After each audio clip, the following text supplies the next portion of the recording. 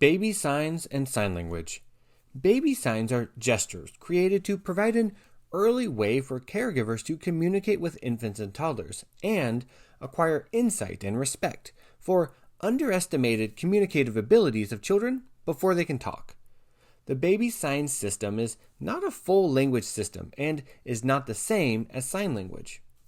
Baby signs were created as a means to ease communication, as manual communication often precedes spoken language production. Baby signs are usually used while simultaneously using a spoken language and do not mark each word spoken in a sentence.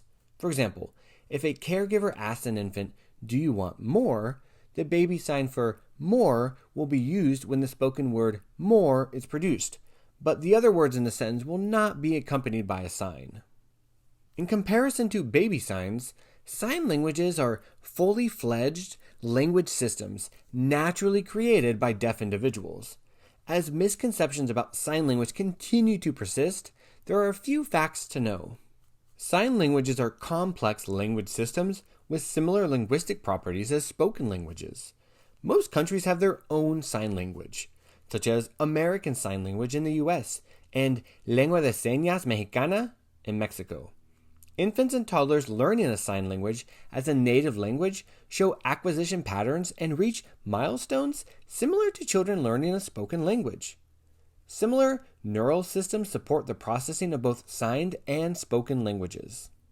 After early investigations reported that very young children of deaf parents often attained early language milestones in sign language at younger ages than children learning a spoken language, other investigators began to study the learning of signs or symbolic gestures by young hearing children of hearing parents. In this research, those infants who were taught a collection of quote-unquote baby signs typically acquired the signs faster than speech-trained infants acquired a collection of spoken target words. The investigators attributed the children's slower acquisition of spoken words to the difficulties and complexities involved in spoken language production early in a child's development. In other words, a child's physical ability to produce speech or control the muscles needed for recognizable speech seems to lag behind the child's physical ability to control the arm and hand movements needed to produce recognizable signs. The children in the sign-trained group showed a long-term advantage on a number of language development measures throughout early childhood, as well as higher school-age IQ scores. These findings indicate that early signing or symbolic gesturing does not hamper verbal development and may, in fact, enhance it. In another investigation, 40 infants were followed from age 8 months to 20 months, where half the mothers modeled signs or gestures for a limited number of target set signs, whereas the remaining half of the mothers focused on spoken language input. The mothers in the sign gesture input conditions became more sensitive to their infants' nonverbal cues than the mothers in the speech-only condition. Numerous studies have shown that the use of baby signs is related to more responsiveness from caregivers and helps infants and caregivers to be more in sync with each other when interacting. This increased sensitivity to infants' nonverbal cues may be an important benefit of sign input, as such sensitivity may contribute to closer caregiver-infant bonding. In an attempt to explain the positive outcomes associated with baby signing in their research, Goodwin and Acredlo suggested that the children's symbolic gestures or signs may have elicited more spoken language input from the children's caregivers, as well as indicated to the caregivers the specific topics in which the children were interested in. There are, however, other possible interpretations. One is that combining sign and spoken language input may facilitate the vocal production of typically developing babies, as it does for many children with Down syndrome and autism.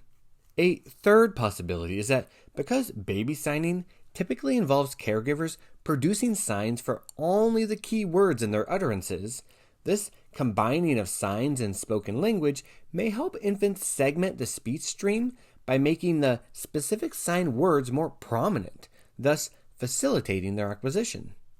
Along with the claim of potentially fostering more rapid spoken language development, the early use of signs has been associated with fewer and less severe temper tantrums in infancy and early childhood. Additional support for this claim of improved social behavior is seen in a study of hearing infants who were taught manual signs early in their lives. Once these infants acquired minimal functional sign skills, their incidence of crying and whining decreased substantially. Caregivers can easily learn basic signs and use them with infants and toddlers. Using baby signs per se is not necessary. Baby signs are based on sign languages and often require unnecessary financial purchases. Baby signs are sometimes modified to be easier to manually produce for young children, but young children natively acquire sign languages and naturally produce signs that caregivers can understand even if they are not exact replicates of the adults. 2 free resources to learn signs are LifePrint, created by Dr. Bill Vickers, and the ASL Sign Bank.